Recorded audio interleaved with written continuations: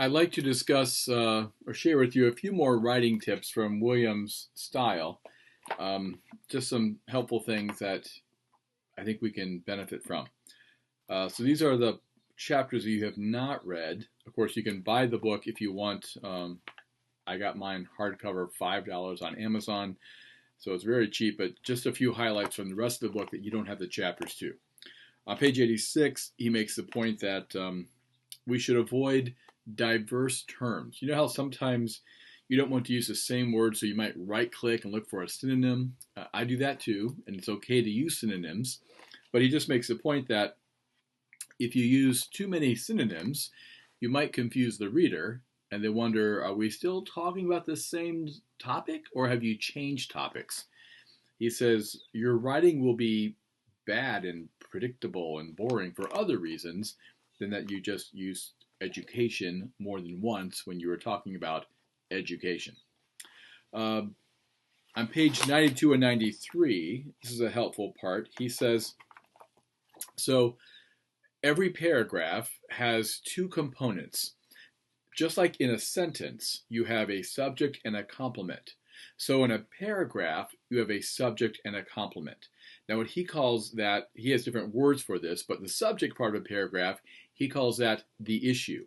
And the predicate part, he calls the discussion. So you have in a sentence, you have the subject, and then what you're saying about that subject, or the complement. And so in a paragraph, you have the issue, and then what you're discussing, what you're saying about that issue.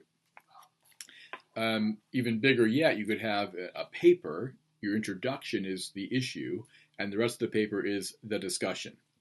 So that's just a helpful way to frame a paragraph. The first sentence or two is the issue of your paragraph. Usually in academic writing, it's just the first sentence.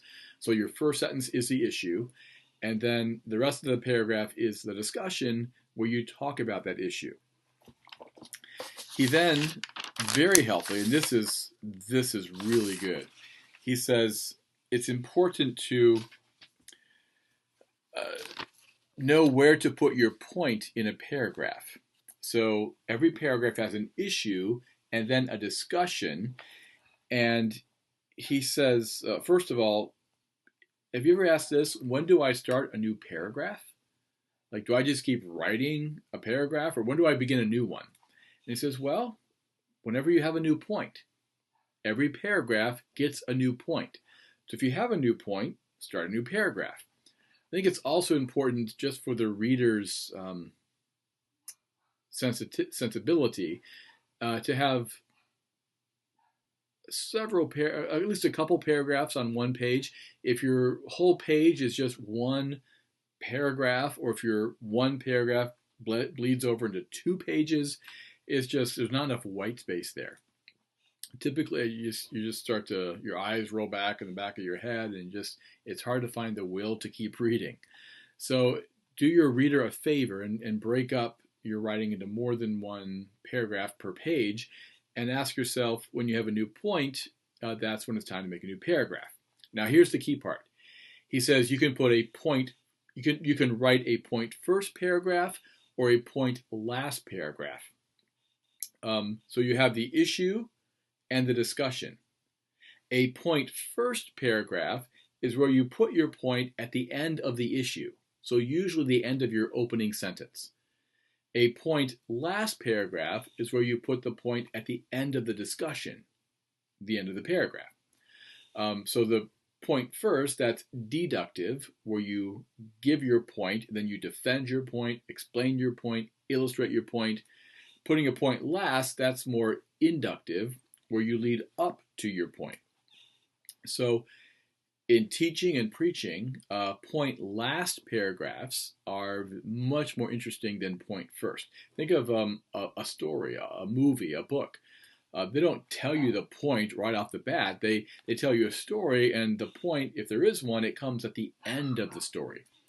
So for stories, for sermons where you're taking people on a journey, point last paragraphs, point last sermons are much more interesting to listen to. But in academic writing, people tend to like point first paragraphs because it's just more practical. and easier to follow. So we prefer to hear your point, what you're trying to tell us. Don't waste our time, and then go on and defend or explain your point. Here is the big takeaway for you, the big takeaway for me. In seminary, almost all your papers, when you're looking at a paragraph, look at the end of your first sentence of each paragraph. Now, the issue, sometimes they can be 2 or 3 sentences long, but usually for us, it'll just be your first sentence. Look at the end of your first sentence. Whatever is there, that's what you're telling the reader this paragraph is about. Isn't that great? I would have never thought about this, but Williams told me, and it makes perfect sense. However your opening sentence ends or your issue ends, whatever is there, that's what your paragraph is about. So make sure your paragraph is about that. Your writing will feel incoherent, Williams says, if you make promises in your issue, at the end of your issue, you make promises that you don't deliver on in your paragraph in the discussion, or you deliver on promises that you never made. So just a really good check. And this is so helpful, and I wouldn't have ever thought about it, but the end of your issue, which is typically your opening sentence of every paragraph, look there, and what are you talking about? Well, that's what your discussion of your paragraph had better be about. He then has a chapter on concision. He says, don't be afraid to murder your darlings. And this is hard. Sometimes you'll have a paper or a sentence that you really like, and it just doesn't fit once you edit and move things around. Sometimes whole pages don't fit anymore. Well, if you have to delete them, at least save them in another file, because you'll never know when you might come back for them. This happened to me a few years ago, maybe 15, 20 years ago. I was working on a book, and I had written something that I liked, but then when I edited the book, it didn't fit anymore. But I saved it. And then just 5 years ago, I'm working on a sequel, and I thought I need something for this final chapter. And I remember in the back of my mind, didn't I write something like that once, and then it didn't work out? But I saved it, right? And I found it on my computer, and it worked. It was really good. So save. If you have to murder a sentence or a paragraph or whole pages, save them in other files, because they're there, and there's a good chance you may use them sometime. But in this chapter on concision, here are the rules. On page 115, he says 2 rules for writing concisely. Number 1, usually compress what you mean into the fewest words. And 2, don't state what your reader can easily infer. On 121, he says, avoid giving information we assume the audience knows. So, for example, if you're writing a paper for us, don't say in your paper, the Bible is my authority. We assume that.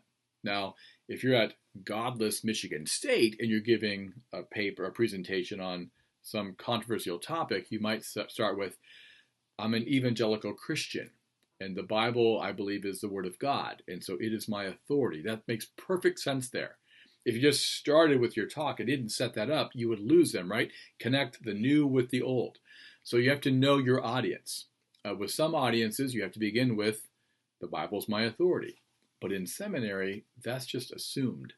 So just get right into the meat of your paper.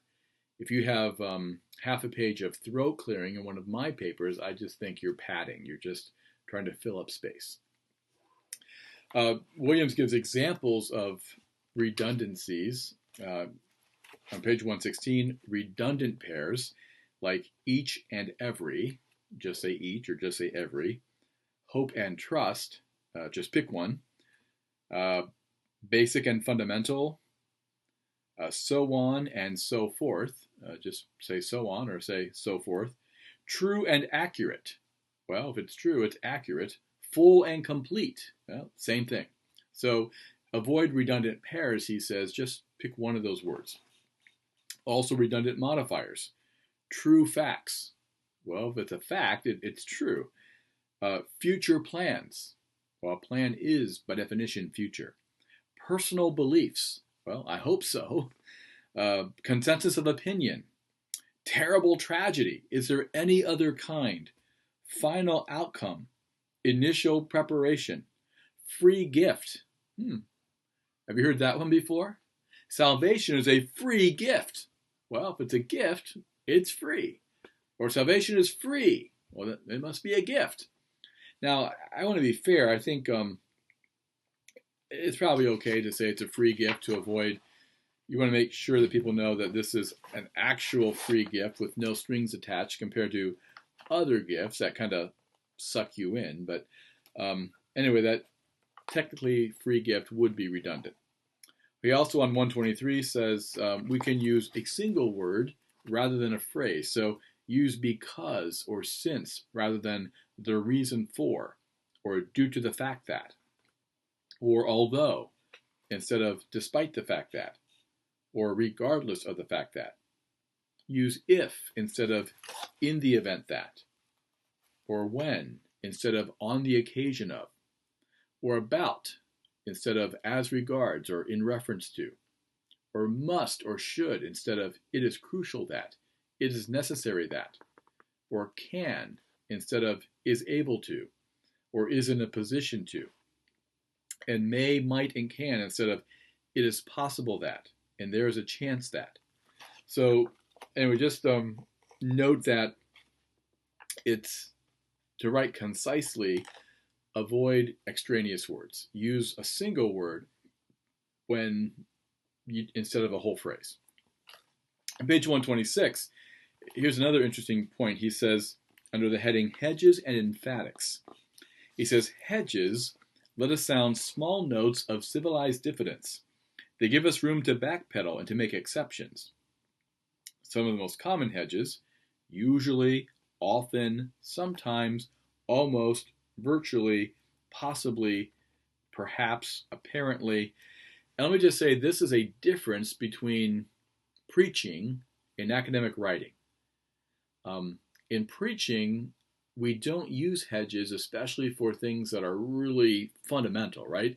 We don't say, perhaps the tomb is empty, or it is quite possible that the Bible is the Word of God. We just declare it. Now, in seminary, we would still declare those things, but often we will use hedges when we are discussing theological concepts. Like, for instance, I wrote my dissertation on H. Richard Niebuhr, and I believe that Niebuhr was a Unitarian and a panentheist and a Universalist, but other scholars weren't so sure. But in my dissertation, I just said things like, perhaps Niebuhr is a Unitarian, or it's quite possible that he is a panentheist. And because I put in those hedges, other scholars, there wasn't much they could say. They could disagree with me, but I had room to backpedal. I said, well, I said perhaps he's a Unitarian, or quite possible he's a Universalist. So here's the difference. In academic writing, when you put in hedges, you just sound smarter. In preaching, you can sound like you're waffling. Now, again, we don't want to ever waffle or put in hedges for fundamentals of the faith. Of course not. But in sermons, people want to hear declarations. In academic writing, they want to hear more hedges. It just sounds like you understand your location and you're humble about it, and you're saying you believe these things, but you want to say them in a restrained way. An academic writing, the point still gets through. People know that I believe Niebuhr is a panentheist and a Universalist and a Unitarian. There's nothing detracted from the point. It's just carefully and appropriately hedged. Page 130, Williams also says more concise writing and clear writing is avoiding the negative. So don't write in the negative, say write in the affirmative. Don't say not many, say few. Don't say not the same, say different. Don't say doesn't have, say lacks. Don't say didn't stay, say left. Don't say not old enough, say too young. Don't say did not remember, say forgot. So just examples of, he says, writing in the affirmative in a positive way is more clear and more concise than writing negatively. A couple more things. He has a whole chapter on elegance, and on page 153, he writes this.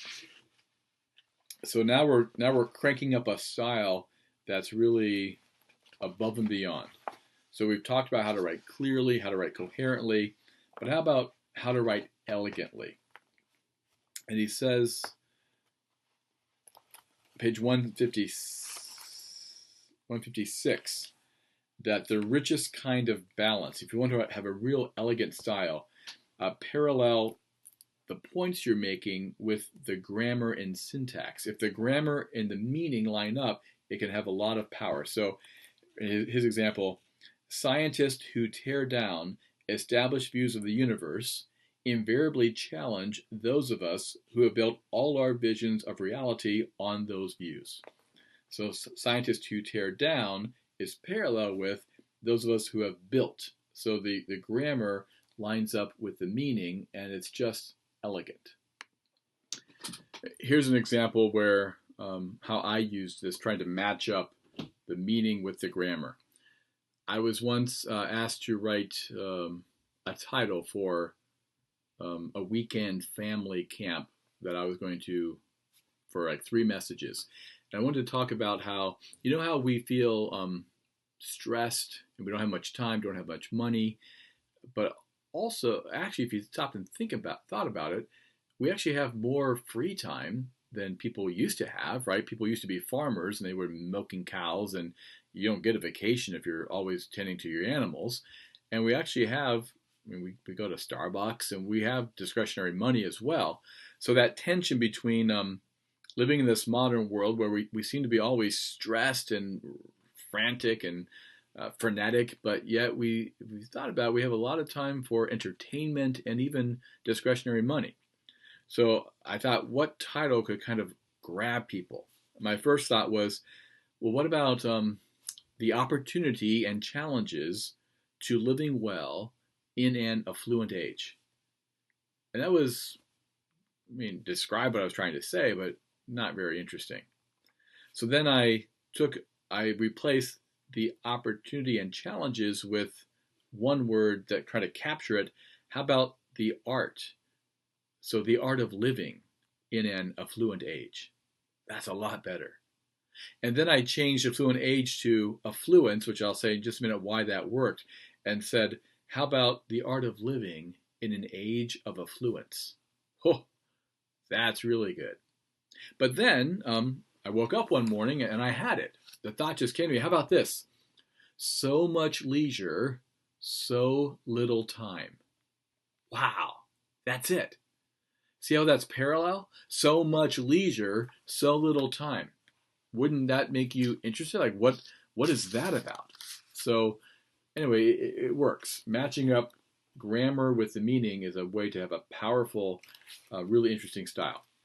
Now here's the last point of takeaway. On 157, William says this: some words are heavier than others. Adjectives and adverbs are heavier than prepositions, but lighter than verbs and nouns. So this is why it's not a great idea to end a sentence with a preposition, like of or on or in. Prepositions are the lightest words we have. When you put the lightest possible word in the heaviest slot, right? Remember we said what you say last in a sentence is what you stressed. So the heaviest, weightiest part of a sentence is the end. When you put a lightweight word in the end, the heavy slot, it sounds corny. You want to laugh almost. It doesn't fit. So prepositions are the lightest words. Adjectives and adverbs are heavier than them. But the heaviest, the most emphatic words are nominalizations. Those abstract nouns that in chapter 2 we work so hard to eliminate. But We worked hard to eliminate them mostly at the beginnings of sentences, where you want to get off to a brisk start. When you end a sentence with a nominalization, you create a different effect. You bring the sentence to an end with a climactic thump.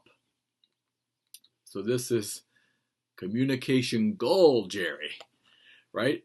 You have the heaviest slot of a sentence is the last word. If you really want to have a powerful sentence and really drive your point home, put a nominalization in that last slot. That's why the art of living in an age of affluence sounds better than the art of living in an affluent age, right? Age is lighter than affluence. So if I have a title, and I want that title to be classy and grab people, I say the art of living in an age of affluence, right? That's much more punch, more powerful. Here's William's example. Winston Churchill was trying to rally Britain to withstand the Blitzkrieg and German bombing them. And he said, until in God's good time, the new world with all its power and might steps forth to the rescue and the liberation of the old. To the rescue and the liberation. The rescue and liberation, those are nominalizations, but they work because it's at the end of the sentence. If Churchill had said, whoa, I can't have any nominalizations, I got to make those into verbs, he would have said, hang in there, Brits, until the new world comes to rescue and liberate the old. But that's not very powerful. Like, to rescue and liberate the old, oh no, we're going to die. But to the rescue and the liberation of the old, oh yeah, come on, bomb us, we don't care. You hear the difference? So this is, wow, I never would have thought of this, but it just works. When you really want to make a point, you don't have to pound anything, you don't have to yell or shout, just end your sentence with a nominalization, and it will have oomph. It will really come through. Now, if you do this too often, your writing, your speaking might feel heavy, ponderous, like you're beating people up. So don't do it all the time, but just have that in your toolbox. When you really have an important point to make, end that sentence with a nominalization and the point will come home.